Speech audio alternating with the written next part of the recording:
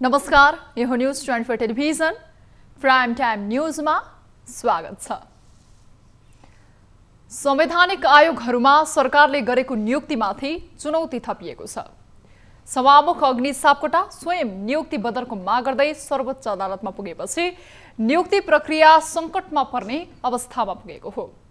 सभामुख स्वयं संवैधानिक परिषदको सदस्य रहने व्यवस्था भएकोले पनि कानुनी आधारमा यो नियुक्तिमाथि थप प्रश्न उठ्ने अवस्था आउनु स्वाभाविक भएको टिप्पणी गर्न थालिएको छ। तर प्रधानमन्त्रीले गरेको संसदको विघटनदेखि नै विरुद्धमा उभिँदै आएका सभामुख सापकोटाको यो कदमलाई धेरैले राजनीतिक आधारसँग पनि जोडेर हेरेका छन्। सर्वोच्चले सुनवाईका लागि आइतबारको नै मिति तय गरेको यो रिटमाथि हुने फैसलाप्रति सबैको चासो भने बढेको छ। अब प्राइम टाइम न्यूजका हेडलाइन्स। संवैधानिक अङ्गहरूमा नियुक्ति बदर गर्न माग गर्दै सभामुखबाट सर्वोच्च अदालतमा रिट दायर, आइतबारका लागि पेशी।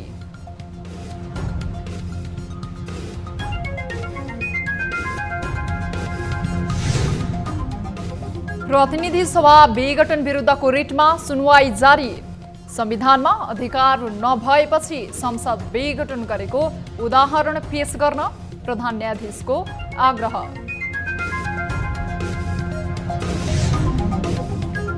चुनाव आफ्नो मुख्य लक्ष्य भएको प्रधानमन्त्री केपी शर्मा ओलीको भनाई। चुनावमा भाग लिएर जनतामा परीक्षण हुन विरोधीहरूलाई चेतावनी।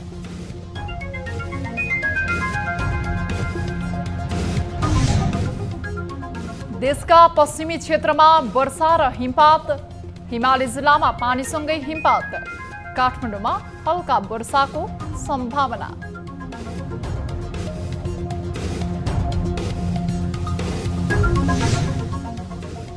र म्यानमारकी नेत्री आङ सान सुकी सहित नेताहरूलाई तत्काल रिहाई गर्न संयुक्त राष्ट्रसङ्घको सुरक्षा परिषदको माग। को असफल बनाउन सहयोग गर्ने प्रतिबद्धता।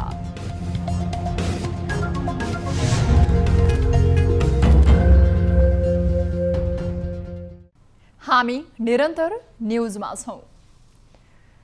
संवैधानिक निकायहरूमा भएको नियुक्ति विरुद्ध सभामुख अग्नि सापकोटाले सर्वोच्च अदालतमा रिट दायर गर्नुभएको छ।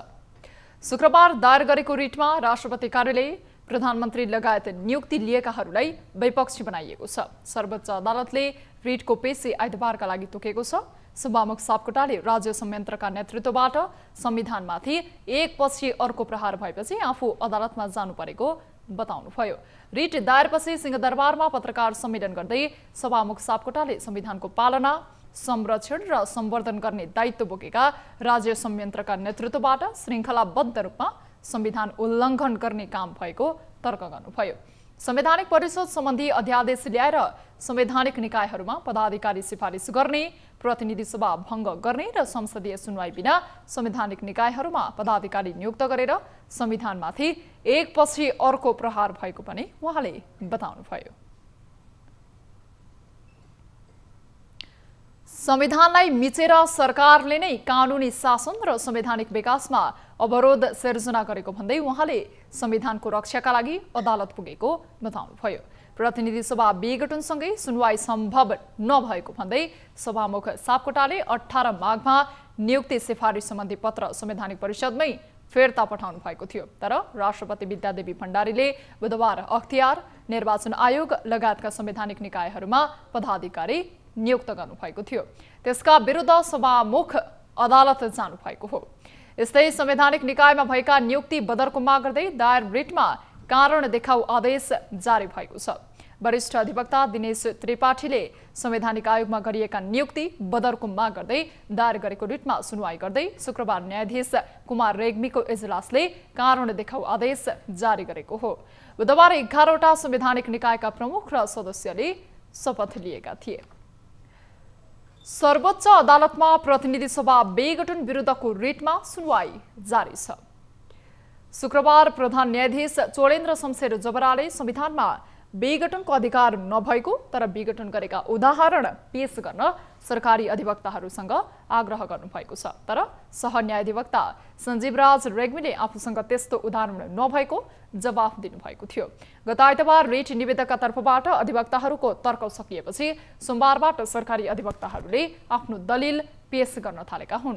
शुक्रबार बहसका क्रममा रेग्मीले संसदीय व्यवस्थामा संसद विघटन प्रधानमन्त्रीको अधिकार हुने भन्दै संविधानले वर्जित गरेका कुरा बाहेक कार्यकारीले सबै थोक गर्न पाउने दावी गर्नुभएको थियो। जबराले आफ्नो प्रश्नलाई अझै प्रष्ट पार्दै धारा 74 मा संसदीय व्यवस्था मानेको तर यसमा प्रधानमन्त्रीलाई छुट्टै विघटनको अधिकार नमानेको बताउनुभयो।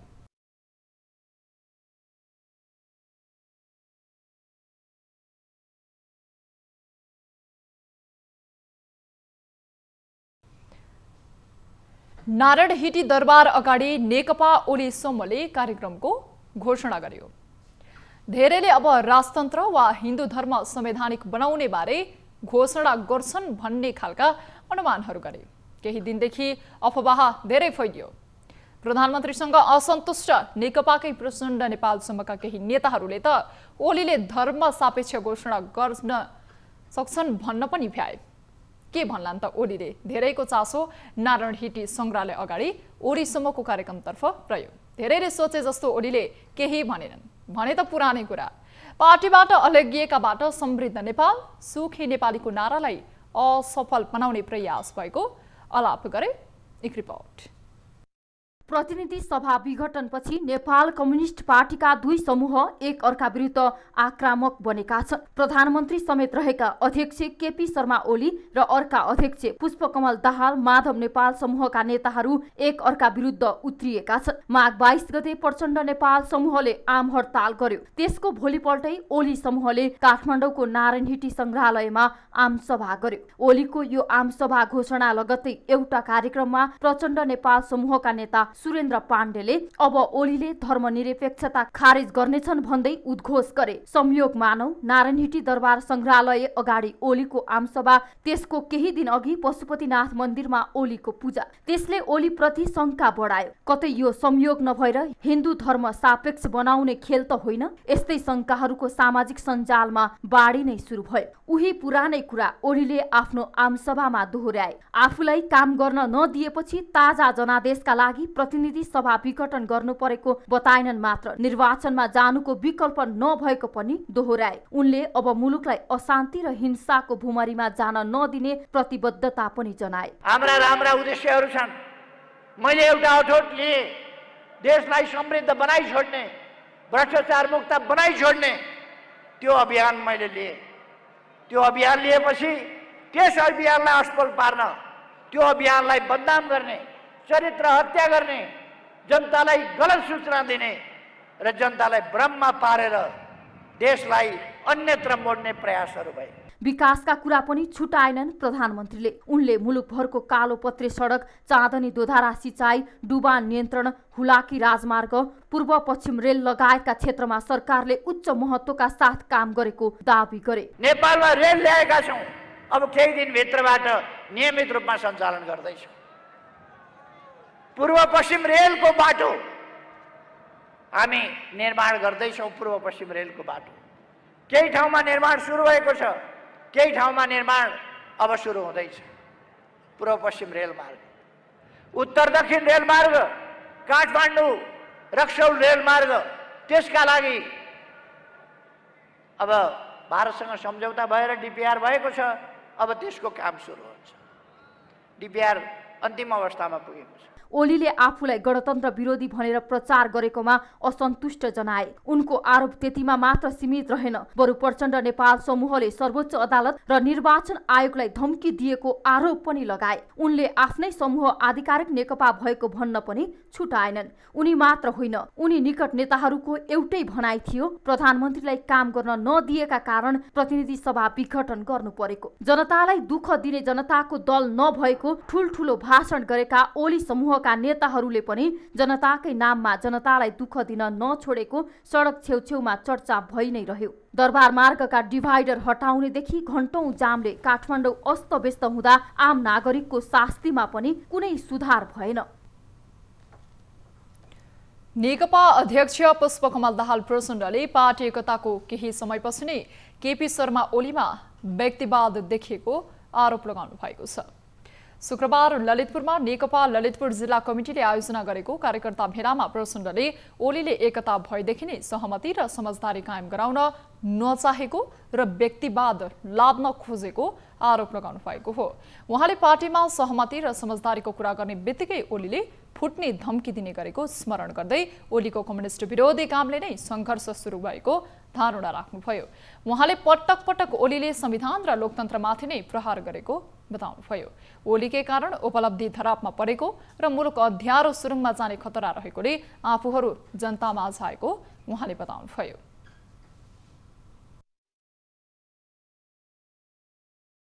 लोकतन्त्रमाथि प्रहार भएको छ। हामीले त्यत्रो 7 दशक लडेर ल्याएका उपलब्धिहरू धरापमा पारिएका छन्। देश नै अँध्यारो सुरुङतिर जाने हो कि भन्ने खतरा पैदा भएको छ। त्यसकारण हामी फेरि एकचोटि यो प्रतिक्रान्ति र प्रतिगमनको खतरा जो मडारिएको छ देशमाथि, नेपाली जनतामाथि, त्यो खतराका विरुद्ध हामी सङ्घर्षको मैदानमा छौँ। प्रचण्डले 70% भन्दा बढी केन्द्रीय सदस्य आफूहरूसँग रहेकोले आफूहरू नै आधिकारिक नेकपा भएको र निर्वाचन आयोगमा पनि दाबी गरिएको जानकारी दिनुभयो। उहाँले पार्टी आफूहरूले नभई ओलीले फुटाएको तर्क गर्नुभयो। सदस्यताबाट केन्द्रीय समितिले निष्कासन गरिसक्यो। निर्वाचन आयोगमा हामीले गएर दाबी गरिसक्यौँ। हामी झन्डै 70% हामी छौँ, यही पार्टी हो भनेर दाबी प्रस्तुत गरिसक्यौँ। हामीले पार्टी विभाजन हामीले होइन, केपीले गरे हो।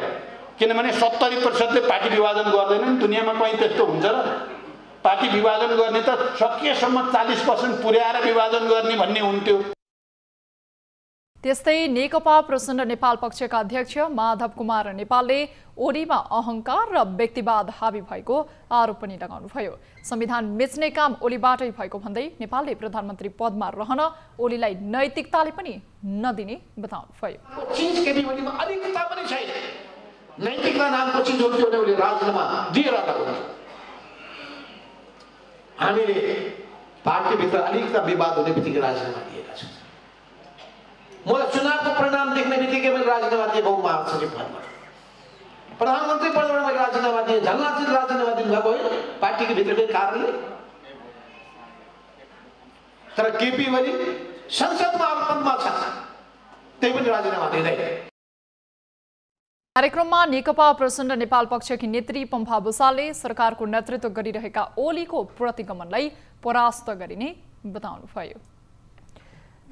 प्रमुख प्रतिपक्षी नेपाली कांग्रेसले सरकारको असंवैधानिक कदम विरुद्ध शान्तिपूर्ण आन्दोलनका लागि अपील गरेको छ। एक विज्ञप्ति जारी गर्दै नेपाली कांग्रेसले जनतालाई दुःख नदिने गरी शान्तिपूर्ण आन्दोलन गर्न आफ्ना कार्यकर्तालाई आग्रह गरेको हो। कांग्रेस प्रवक्ता विश्वप्रकाश शर्माले प्रतिनिधि सभा विघटनको असंवैधानिक कदम विरुद्धको प्रदर्शनलाई अझ व्यापक बनाउँदा जनताले दुःख पाउने गरी बन्दको आह्वान र आयोजना गर्ने कार्यमा नलाग्न आग्रह गर्नुभएको छ। प्रतिनिधि सभा विघटन विरुद्ध उभिएका सबै दल र संस्थालाई कांग्रेसले अपील गरेको हो। त्यस्तै कांग्रेसले संवैधानिक परिषद सम्बन्धी अध्यादेश जारी, नियुक्ति र शपथ ग्रहणमा सरकारले संविधान विपरीतको कर्म गरेको बताएको छ।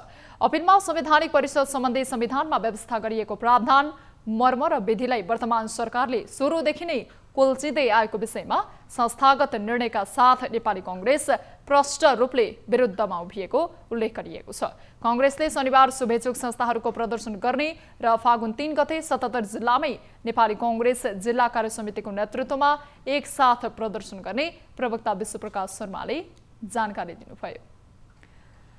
अहिले देशका पश्चिमी क्षेत्रका केही ठाउँमा पानी परेको मौसमविदले बताएका छन्। पश्चिमी वायुको प्रभावका कारण गण्डकी, कर्णाली, लुम्बिनी र सुदूरपश्चिम क्षेत्रका केही ठाउँमा पानी परिरहेको मौसमविद मिनकुमार अर्यालले बताउनुभयो। यी क्षेत्रमा पश्चिमी वायुको प्रभाव हिजोदेखि नै परेको थियो। पश्चिमका हिमाली जिल्लामा हिमपातको सम्भावना पनि रहेको छ। पश्चिमी वायुको प्रणालीकै कारण शुक्रबार देशभरको मौसम बदली भएको मौसमविद अर्यालले बताउनुभयो। यसअघि यो प्रणालीका कारण देशका धेरै ठाउँमा वर्षा हुने पूर्वानुमान गरिए पनि अनुमान गरिए भन्दा प्रणाली कमजोर बन्दै गएकोले हल्का वर्षा मात्रै हुने सम्भावना रहेको मौसमविद अर्यालले बताउनुभयो। पश्चिमी वायुको प्रणाली मध्य क्षेत्रमा समेत आइसक्नुपर्नेमा पश्चिमी क्षेत्रमा नै अड्किएको उहाँले बताउनुभयो। यता कर्णाली प्रदेशका हिमाली जिल्ला मुगु सहित जुम्ला, हुम्ला, कालीकोटमा लामो समयपछि हिमपात भएको छ। माघ महिनाको अन्तिम सातामा हिमपात हुँदा मुगु सहित कर्णालीका कृषकहरू खुसी भएका छन्। बिहिबार मध्याह्नदेखि मुगुमा बादल लाग्नुका साथै मध्यरातदेखि वर्षासँगै हिमपात भएपछि मुगुमा चिसो बढेको छ। हिमपातले मुगुको तापक्रम -12 डिग्रीमा झरेको छ। त्यस्तै हुम्लामा माइनसमा झरेको छ भने जुम्लाको -3 डिग्री रहेको छ। बजार क्षेत्रका आसपासमा सामान्य रूपमा हिमपात भएको छ भने उच्च भेगमा अलिअलि हिमपात भएको जानकारी आएको छ। यस्तै डोल्पामा भने सदरमुकाम दुनेमा हिमपात सामान्य रहेको छ भने उच्च क्षेत्रमा हिमपात भएको हो। यस्तै मुगु जिल्लाको पूर्वी करान भेगमा पर्ने मुगुम कार्मारोग गाउँपालिकाका उच्च भेगमा बाक्लो मात्रामा हिमपात भएको स्थानीयले बताएका छन्। यतिखेर सदरमुकाम गमगढी बजारमा सामान्य वर्षा भएको छ। यतिखेर जिल्लामा हिमपात हुँदा जिल्लाका छायानाथ राणा नगरपालिका, मुगु कर्मारोग गाउँपालिका, सुरु गाउँपालिकाका केही क्षेत्रमा चेतावनी देखिएका छन्। हिमपातले दैनिक प्रभावित बने पनि किसानहरू उत्साहित बनेका छन्। हिमपातले जेठ महिनामा पाक्ने अन्न बाली उवा, गहुँ, जौलाई फाइदा पुग्ने बताइएको छ।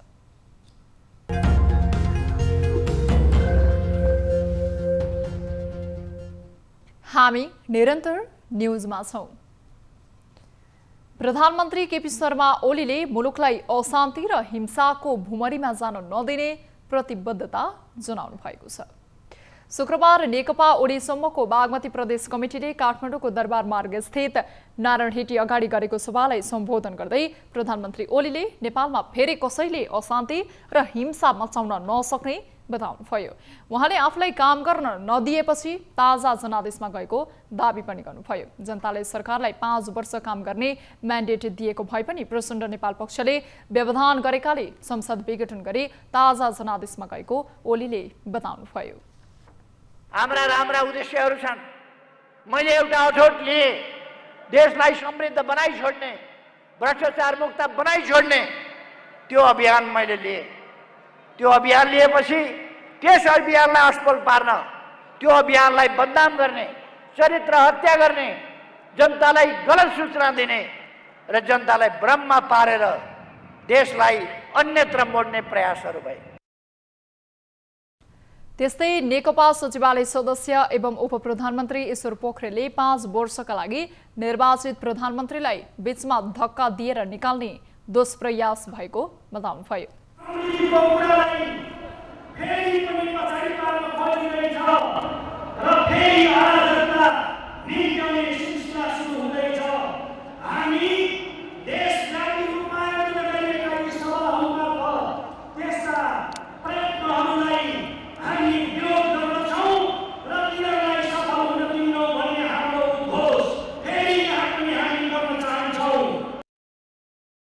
सभालाई सम्बोधन गर्दै नेकपा ओली सचिवालय सदस्य नेता एवं गृहमन्त्री रामबहादुर थापाले प्रतिगामी अवसरवादी तत्त्वले नेतृत्वलाई विस्थापित गर्न सबै प्रकारका भ्रम र षड्यन्त्रको सहारा लिइरहेको आरोप लगाउनुभयो।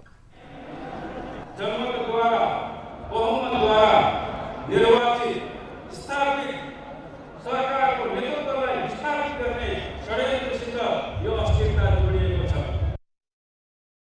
उहाँले अस्थिरता र अवसरवादको विरुद्ध तथा राष्ट्रिय स्वाधीनताका पक्षमा सबै एकजुट हुन आह्वान गर्नुभयो। सभाअघि विभिन्न स्थानबाट निस्किएको र्याली दरबार मार्ग स्थित सभास्थल पुगेको थियो। चीनले नेपाललाई दिन लागेको सिनोफार्म कोरोना खोपले नेपालमा आपतकालीन अनुमति अझै पाएको छैन। चीनको सरकारी कम्पनी सिनोफार्मले उत्पादन गरेको खोप चीनले नेपाललाई अनुदानमा दिने भनिएको छ। तर उक्त खोप कम्पनीलाई प्री क्लिनिकल ट्रायलको कागजात पेश गर्न औषधि व्यवस्था विभागले अनुरोध गरेको छ। एक रिपोर्ट। हालसम्म नेपालमा अक्सफोर्ड एक्स्ट्राजेन्काको खोप बाहेक अन्यले आपतकालीन प्रयोग अनुमति पाएको छैन।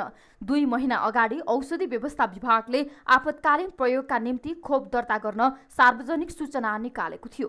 त्यसबेला नै चीनको सिनोफार्म बायोटेक सेरम कम्पनीको खोप आपतकालीन प्रयोगका निम्ति अनुमति माग्दै निवेदन परेको थियो। खोप दर्ता प्रक्रियाको लागि सम्बन्धित देशले दिएका आधिकारिक प्रमाण प्री क्लिनिकल अध्ययनमा भएका उपलब्धि र नतिजाको सारांश आवश्यक पर्ने हुन्छ। तर चीनको सिनोफार्म कम्पनीको खोप दर्ताका लागि आवश्यक कागजात अपुग भएको कारण औषधि व्यवस्था विभागले अनुमति दिन नसकेको जनाएको छ।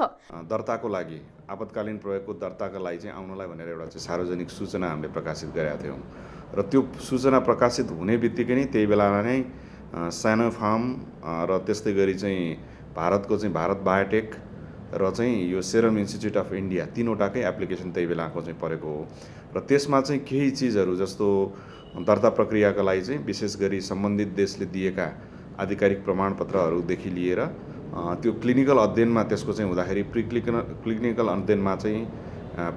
अध्ययनमा भएका चाहिँ त्यो उपलब्धिहरू त्यसको चाहिँ नतिजाहरूको पनि सारांश हामीलाई चाहिँ चाहिने हुन्छ। त्यो हिसाबले गर्दा उहाँहरूको केही डकुमेन्टहरू चाहिँ अपुग भएको भएर हामी वेट गरिरहने छौँ र त्यो उहाँहरूले पनि दर्ता हुन पाऊँ भनेर चाहिँ दिनुभएको छ। खोपको आपतकालीन प्रयोग अनुमति दिन तेस्रो चरणको परीक्षण पूरा गरेको कागजात, परीक्षणको नतिजा र सम्बन्धित देशको नियामक निकायलाई बुझाएको कागजातको सक्कल हुनुपर्छ। तर चिनिया कम्पनीको खोप नेपालमा आपतकालीन अनुमति दिन कागजात अपुग भएकोले पर्खिरहेको औषधि व्यवस्था विभागले जनाएको छ। विशेष गरी फेज 3 को अवस्थामा रहँदै हामीले चाहिँ आपतकालीन प्रयोग दिनलाई चाहिँ फेज 3 मा पुगेको हुनुपर्छ त्यो भ्याक्सिन र त्यो फेज 3 मा भएका चाहिँ अध्ययनको चाहिँ अन्तरिम टाइपका चाहिँ प्रतिवेदनहरू हामीले मागेका छौँ।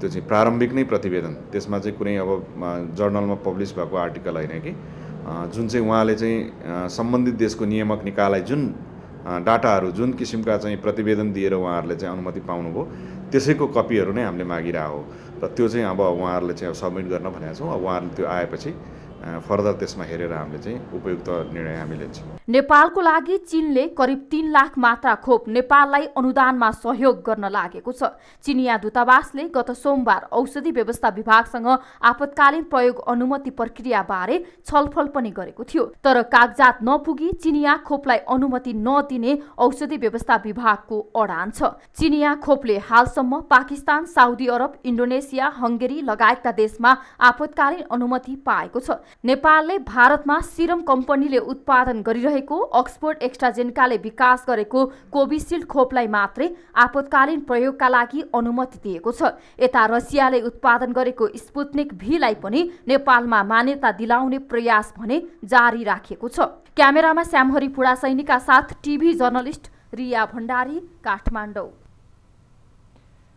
कुनै समय काठबाट बनाइएका भाँडाकुँडा निकै प्रयोगमा आउने गरेका थिए। अझ गाई भैँसीको दुध दुहुनदेखि दही जमाउन र मोही पार्न समेत ढुङ्ग्रो, ठेकी र टोलुम जस्तो काठका भाँडा प्रयोग गर्ने गरिन्थ्यो।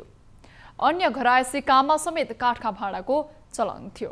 तर आधुनिकतासँगै यस्ता काठका भाँडा प्रयोगमा आउन छाडेपछि परम्परागत रूपमा काठको भाँडा बनाएर जीविकोपार्जन गर्नेहरूको पेसा समेत सङ्कटमा पर्ने गएको छ। एक रिपोर्ट। मोरङबाट इलामको बारबोटे आएका गोपाल सेन्चुरी अहिले दैनिक यसरी दारको ठेकी बनाउन तल्लिन्छन्। 25 वर्ष अघि सिकेको उनको यही सिपले अहिले उनी र उनको परिवारको गुजारा चलिरहेको छ। एक माना जाने ठेकीको 300 देखि 400 रुपैयाँसम्ममा उनले बिक्री गर्ने गरेका छन्। साना ठेकी 2 माने 3 माने ठेकी हामी 1000 रुपियाँ गोटा दिन्छौँ। 4 माने दिनु त 350 रुपियाँ माना, ठुला 10 माने दिनु त 300 रुपियाँ माना दिन्छौँ। अब हाम्रो पनि काठ किन्दिको हुन्छ, हामी अब वन जङ्गलको हामी काट्दैनौँ, आफ्नो तिरोबारीभित्रको काठ किनेर बनाएर मान्छे काटेर लिएर हामीले पनि खर्च हुन्छ, त्यसरी हामी बेच्छौँ। परम्परागत पानी घट्टाको सहारामा यस्ता काठको भाँडा बर्तन बनाउने गरिएकोमा उनले अहिले आधुनिक मेसिनको प्रयोग गरी आफ्नो कामलाई केही सहज र छरितो बनाएका छन्। आफूसँगै उनले अन्य 4 जनालाई समेत रोजगारी दिएका छन्। सेन्चुरी जस्ता कालीगढको यो कामले परम्परा र संस्कृति हस्तान्तरणमा समेत सहयोग पुगेको छ। तर काठको अभाव र सहजै आधुनिक भाँडा पाउन थालेपछि काठको भाँडा बनाउने पेसा भने सङ्कटमा परेको छ। कला संस्कृति पनि हैन, अब योग्य भनौँ न, अब धेरै ठेकीहरू बेच्नु भयो यहाँ त, उहाँहरूले धेरैलाई चाहिएको रहेछ हैन। सबैलाई आवश्यकता पनि सबैको पुरा हो। काठको ठेकीमा जमाएको दही र ठेकामा पारेको मोही स्वस्थ र स्वादिलो मानिन्छ। तर आजभोलि प्लास्टिक र एल्युमिनियमका भाँडा सजिलै पाउन थालेपछि गाउँ गाउँबाट यस्ता काठको भाँडा लोप हुन थालेका छन् भने पेसा सङ्कटमा परेको छ। इलामबाट टिभी जर्नलिस्ट विनय तिमल सिन्हाको रिपोर्ट। परम्परागत रूपमा स्याउ उत्पादन हुँदै आएको मुस्ताङमा अब वैज्ञानिक विधिबाट उच्च घनत्वमा स्याउ उत्पादन सुरु गरिने भएको छ। मुस्ताङलाई स्याउको केन्द्र बनाएर अघि बढाउने योजना अनुरूप स्याउ उत्पादनमा वृद्धि गराउन विभिन्न योजना अघि सारिएको छ। एक रिपोर्ट।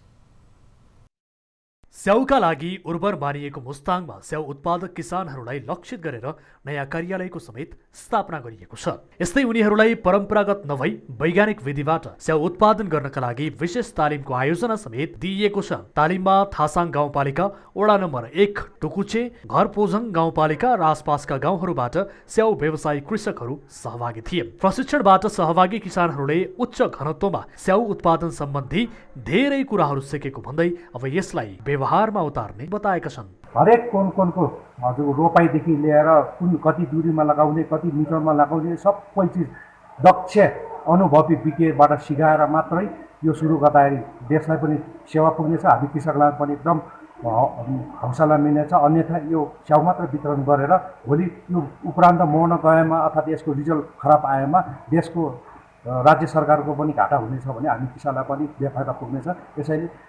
त्यसैले यो चिजमा चाहिँ गण्डकी प्रदेशले स्याउको बिरुवा वितरण गर्नुभन्दा अगाडि कृषकलाई दक्ष बनाउनका लागि 100% ट्रेनिङ र विज्ञहरूले नै सिकाउनु धेरै नै जरुरी देखियो। तालिममा गण्डकी प्रदेश सरकारका भूमि व्यवस्था कृषि तथा सहकारी मन्त्री लेखबहादुर थापा मगरले हिमाली जिल्लाको मुस्ताङ, मनाङ र उत्तरी गोर्खालाई बृहत स्याउ उत्पादनको मुख्य केन्द्रको रूपमा अगाडि बढाइने बताउनुभयो। उहाँले गण्डकी प्रदेश सरकारले हालसम्म 3वटै जिल्ला मुस्ताङ, मनाङ र उत्तरी गोर्खामा 41,000 भन्दा बढी उच्च घनत्वमा उत्पादन हुने स्याउको बिरुवा वितरण गरिसकेको जानकारी दिनुभयो। मनाङ चाहिँ मुस्ताङ र गोर्खाका मात्रै होइन कि त लमजुङको चाहिँ हिमाली क्षेत्र, त्यसपछि चाहिँ अब काशीको हिमाली क्षेत्र, अनि यो मनाङ मुस्ताङ गोर्खा उत्तर क्षेत्र भइहाल्यो। त्यसपछि चाहिँ अब चाहिँ म्याग्दी र चाहिँ बागलुङको हिमाली क्षेत्रहरूमा चाहिँ जहाँ चाहिँ एउटा हिमाली रेन्ज छ, जहाँका स्याउका ठुलो सम्भावना रहन्छ, त्यो क्षेत्रमा पनि हामीले स्याउको उत्पादन केन्द्र बनाउनुपर्छ भनिसकेका छौँ। यो हामी अब थालनी गरेका छौँ। यसको चाहिँ अन्तिमसम्म चाहिँ हामीले निष्कर्षमा पुगेका छौँ। यस्तै भूमि व्यवस्था कृषि तथा सहकारी मन्त्रालयका सचिव सवरम शिवाकोटीले मुस्ताङमा विगत 5 दशक भन्दा लामो समयदेखि लगाइँदै आएको पारम्परिक स्याउ खेती भन्दा फरक खालको उच्च घनत्वमा गरिने स्याउ खेतीले बजारको आवश्यकता धान्ने विश्वास व्यक्त गर्नुभयो। माछाको यो स्रोत केन्द्रबाट चाहिँ हाम्रो व्यक्तिहरूले हुनुहुन्छ, हाम्रै मन्त्रालयको बागवानी विज्ञ पनि हुनुहुन्छ र सँगसँगै यो किसान जसले चाहिँ यहाँ गरिराख्नु भएको छ, फार्म म्यानेजरहरू प्राविधिक ग्रुपबाट के अरे प्राइभेट हिसाबले जसले सञ्चालन गर्नुभएको छ, उहाँको अनुभवलाई पनि हामी प्र्याक्टिकल गराउन चाहिँ उहाँलाई पनि लग्दैछौँ। भनेपछि अलिकति रिसर्च पर्सनको हिसाबले पनि फरक विविध समूहबाट आउनु भएको छ, त्यसले गर्दा उहाँलाई व्यावहारिक ज्ञान उपलब्ध गराउने भन्ने उद्देश्य। नयाँ प्रविधि भित्रिएपछि मुस्ताङमा पहिला एक रोपनी क्षेत्रमा 20वटा स्याउको बोट मात्र लगाइन्थ्यो भने अबदेखि एक रोपनीमा 100वटा बोटबाट पनि स्याउ उत्पादन गर्न सकिने भएको छ। मुस्ताङबाट टिभी जर्नलिस्ट सुशील बाबु थकालीको रिपोर्ट। भरतपुर महानगरपालिकाले भूमिहीन सुकुम्बासीलाई जग्गा प्रदान गर्ने काम अगाडि बढाएको छ। महानगरपालिकाले पहिलो चरणमा शुक्रबार भूमि सम्बन्धी समस्या समाधान आयोग लगत संकलन इकाइको शुभारम्भ गरेको छ। भूमि सम्बन्धी समस्या समाधान आयोगको निर्देशन अनुसार आयोगको काम अगाडि बढाइएको महानगरपालिकाकी मेयर रेणु दाहालले जानकारी दिनुभयो। उहाँले भूमिहीन सुकुम्बासी वर्गलाई पहिलो प्राथमिकतामा राखेर काम अगाडि बढाउने पनि प्रश्न पार्नुभयो। उहाँले कसैलाई पनि काखा र पाखाको व्यवहार नगरी लक्षित वर्गको काम सम्पन्न गर्न समेत कर्मचारीलाई आग्रह समेत गर्नुभयो। भरतपुर महानगरपालिकाले हालसम्म गरेको प्रारम्भिक लगत संकलन मार्फत 11,000 संख्याको हाराहारीमा भूमिहीन रहेको लगत संकलन गरेको छ। 2वटा वडाको आउन बाँकी छ। आउँदो वर्षको मसान्तसम्ममा अव्यवस्थित बसोबासीलाई व्यवस्थित र पूर्जा वितरण गरी आफ्नो कार्यकालभित्र सबै भूमिहीनको हातमा पूर्जा पुर्याइसक्ने मेयर दाहालले बताउनुभयो। लगत सङ्कलन इकाइ कार्यालय शुभारम्भ कार्यक्रममा महानगरपालिकाकी उपमेयर पार्वती शाहले आयोगले तयार पारेको निर्देशिकामा रहेर पूर्जा वितरण गर्ने बताउनुभयो। उहाँले आयोगले बनाएको निर्देशिका विपरीत आफूहरूले काम नगर्ने र भन्सुनका आधारमा अगाडि जस्तो भद्रगोल काम पनि नहुने दावी गर्नुभयो। अब बिजनेस न्यूज।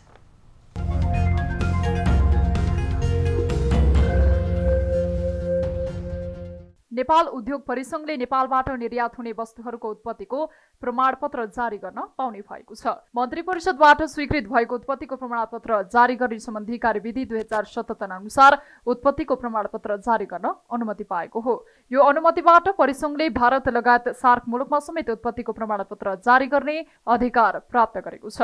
सरकारले परिसंघको योगदान, उद्योग र निर्यात क्षेत्रको योगदानलाई कदर गर्दै जिम्मेवारी प्रदान गरेको परिसंघले जनाएको छ।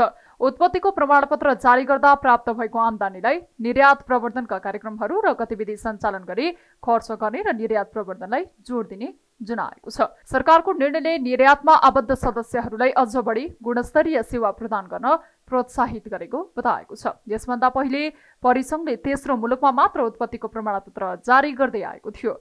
नेपाल उद्योग परिसंघले नेपालबाट निर्यात हुने वस्तुहरूको उत्पत्तिको प्रमाणपत्र जारी गर्न पाउने भएको छ।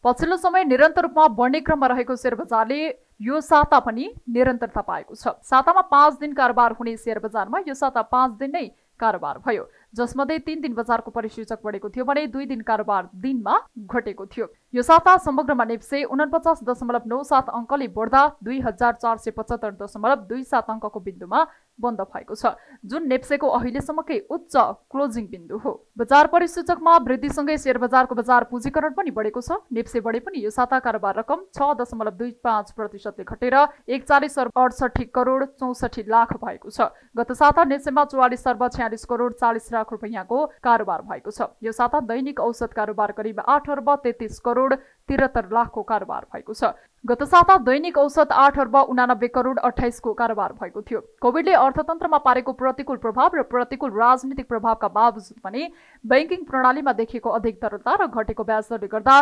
धितोपत्र बजारमा पनि सकारात्मक प्रभाव परेको विश्लेषकहरूले बताएका छन्। यो साता बजारमा बैंक, विकास बैंक र वित्त कम्पनीमा लगानीकर्ताको रोजाइमा नपरे पनि अन्य बीमा र लघु वित्त लगानीकर्ताको आकर्षण भने देखिएको छ। बजारमा सबैभन्दा ठूलो हिस्सा रहेको बैंकिङ समूहको उपसूचक 0.52% साथै विकास बैंकको सूचक 0.5% वृद्धि हुँदा वित्त कम्पनीको सूचक भने 3.46% ले घटेको छ।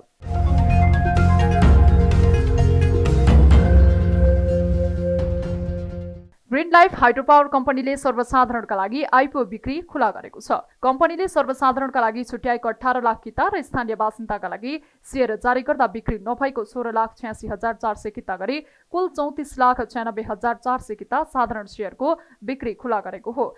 कम्पनीले 1,74,820 किता शेयर सामूहिक लगानी कोषका लागि छुट्याएको छ भने 69,928 किता कर्मचारीहरूका लागि छुट्याइएको छ। बाँकी 32,51,652 किताका लागि सर्वसाधारणले आवेदन दिन सक्ने कम्पनीले जनाएको छ। कम्पनीको आइपिओमा न्यूनतम 10 कितादेखि अधिकतम 1 लाख कितासम्मको लागि आवेदन दिन सकिनेछ। कम्पनीको आइपिओमा छिटोमा माघ 27 गतेसम्ममा आवेदन दिन सकिनेछ। उक्त अवधिमा पर्याप्त आवेदन नपरेमा भने आगामी फागुन 7 गतेसम्म आवेदन दिने म्याद थपिने कम्पनीले जनाएको छ।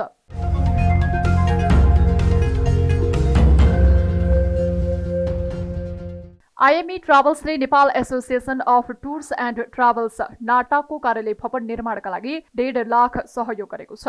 आइएमई ट्राभल्सको 25औं वार्षिक साधारण सभाको अवसरमा नाटाको भवन निर्माणका लागि 1,51,111 रुपैयाँ बराबरको चेक हस्तान्तरण गरेको जनाइएको छ। आइएमई ग्रुपका अध्यक्ष एवं नेपाल उद्योग वाणिज्य महासंघका वरिष्ठ उपाध्यक्ष चन्द्रप्रसाद ढकालले उक्त रकम बराबरको चेक नाटाका प्रथम उपाध्यक्ष विनय बस्नेतलाई हस्तान्तरण गरेका हुन्। आइएमई ट्राभल्सका प्रमुख कार्यकारी अधिकृत विनोद सापकोटाले पर्यटन विकासका लागि विभिन्न कार्यक्रम र योजना अघि सार्ने बताए। पर्यटन विकासमा योगदान पुग्ने भन्दै आन्तरिक पर्यटकलाई लक्षित गर्दै विभिन्न ग्राहकमुखी योजना ल्याएको आइएमईले जनाएको छ।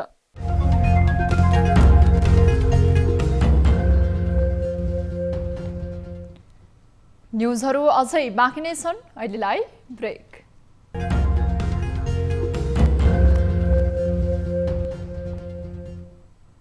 हामी निरन्तर न्युजमा छौं। अब स्पोर्ट्स न्यूज।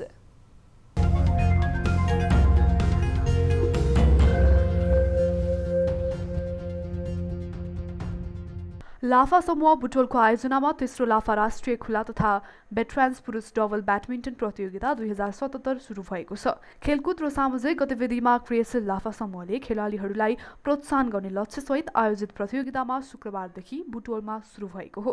प्रतियोगितामा 80 टिमको सहभागिता रहेको छ। काठमाडौँ, चितवन, कास्की, दाङ, बाँके, कैलाली, बागलुङ, गुल्मी, पाल्पा लगायतका जिल्लाबाट खेलाडीहरू सहभागी भएको आयोजकले जनाएका छन्।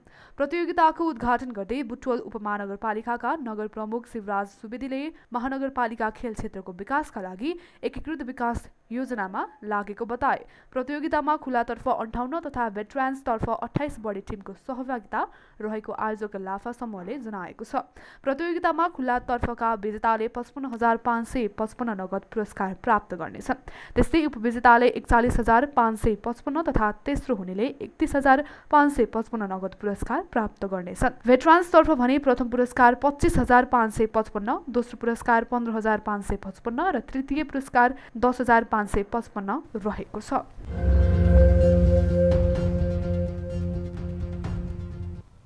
अब प्रशान्त ठाकुरका साथमा फटाफट न्यूज।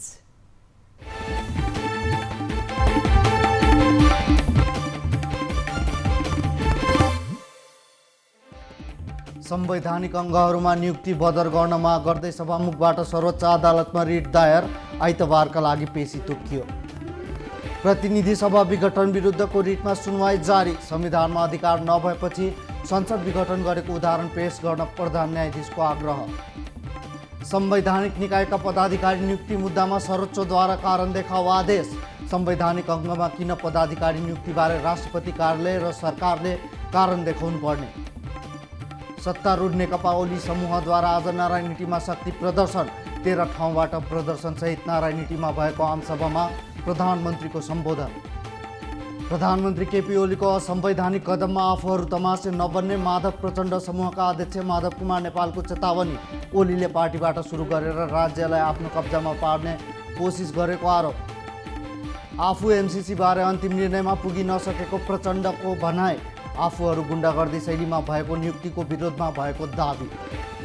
देशको पश्चिमी क्षेत्रमा वर्षा र हिमपात। बझाङमा हिजो रातिदेखि पानीसँगै हिमपात। काठमाडौँमा हल्का पानी पर्ने सम्भावना। काठमाडौँको तारकेश्वर नगरपालिकामा देखिएको बर्ड फ्लू संक्रमण नियन्त्रणमा। संक्रमण रोक्न थप सतर्कता अपनाएको कृषि तथा पशुपन्छी विकास मन्त्रालयको भनाई। नेपालमा बालबालिकामाथि अनलाइन मार्फत हुने यौन शोषण बढ्दै गएको तथ्य सार्वजनिक। इन्टरनेटको बढ्दो प्रयोगले बालबालिका जोखिममा। पहिलो चरणमा बचेको खोप दोस्रो चरणमा प्राथमिकतामा परेकालाई लगाउने सरकारको तयारी।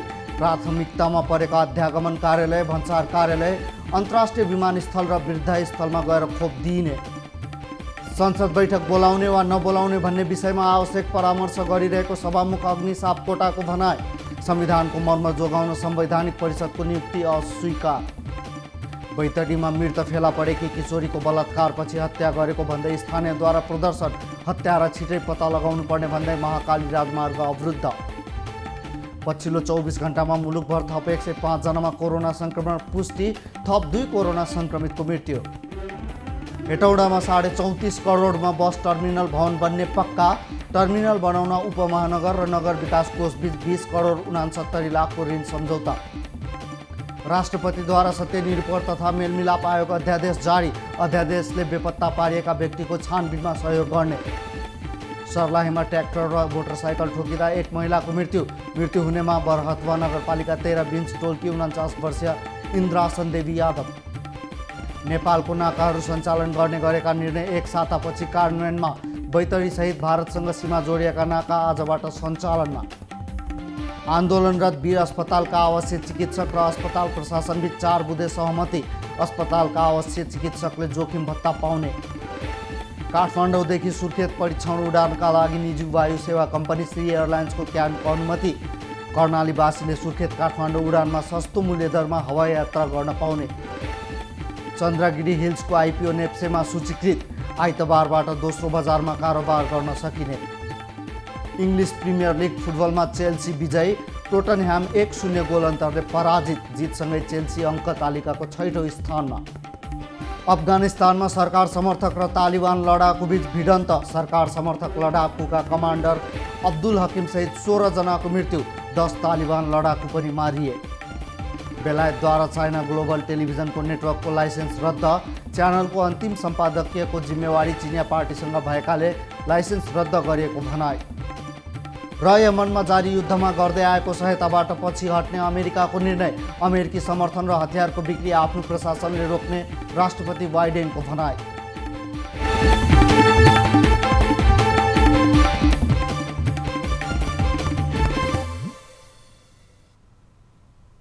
अब एउटा रोचक प्रसङ्ग।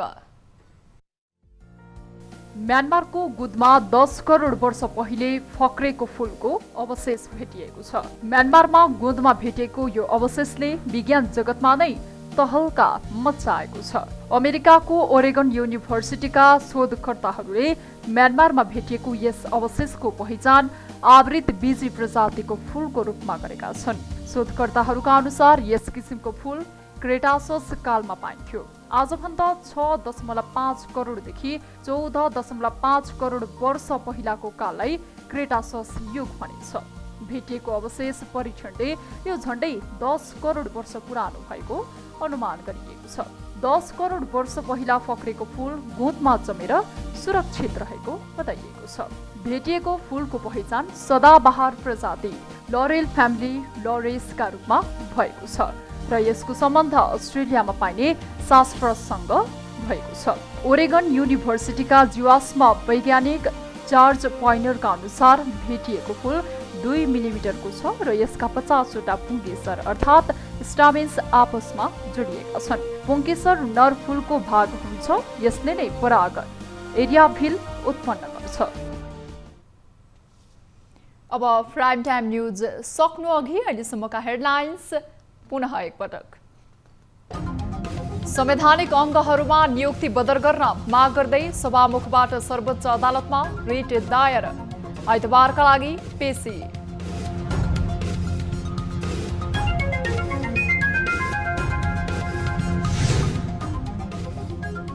प्रतिनिधि सभा विघटन विरुद्धको रिटमा सुनवाई जारी। संविधानमा अधिकार नभएपछि संसद विघटन गरेको उदाहरण पेश गर्न प्रधान न्यायाधीशको आग्रह। चुनाव आफ्नो मुख्य लक्ष्य भएको प्रधानमन्त्री केपी शर्मा ओलीको भनाई। चुनावमा भाग लिएर जनतामा परीक्षण हुन विरोधीहरूलाई चेतावनी।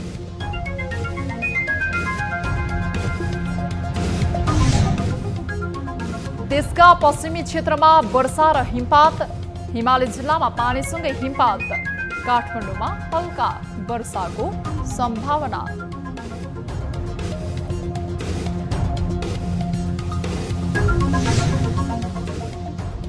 र म्यानमारकी नेत्री आङ सान सुकी सहित नेताहरूलाई तत्काल रिहाई गर्न संयुक्त राष्ट्रसङ्घ सुरक्षा परिषदको माग। असफल बनाउन सहयोग गर्ने प्रतिबद्धता।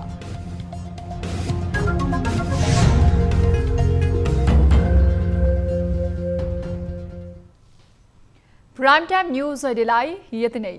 जाँदा जाँदै ताली र गालीका लागि हामीले सोधेको प्रश्न, अझै पनि बन्द र आम हडताल जस्तो कठोर कदम चाल्नु जायज हो र? जायज हो भन्नेले तालीमा र जायज होइन भन्नेले गालीमा। हाम्रो पात्रको एपमा गई भोट गर्नुहोला। थप न्यूजका लागि हाम्रो वेबसाइट www.news24nepal.com हेर्नुहोला। साथै हामीलाई फेसबुक, ट्विटर र युट्युबमा पनि फलो गर्न सक्नुहुनेछ। यस्तै मोबाइल, इमेल र भाइबरबाट न्यूज24 को हेल्प डेस्कमा केही समस्या र गुनासा छन् भने सम्पर्क गर्न सक्नुहुनेछ। हामी निरन्तर न्यूजमा छौं। नमस्ते।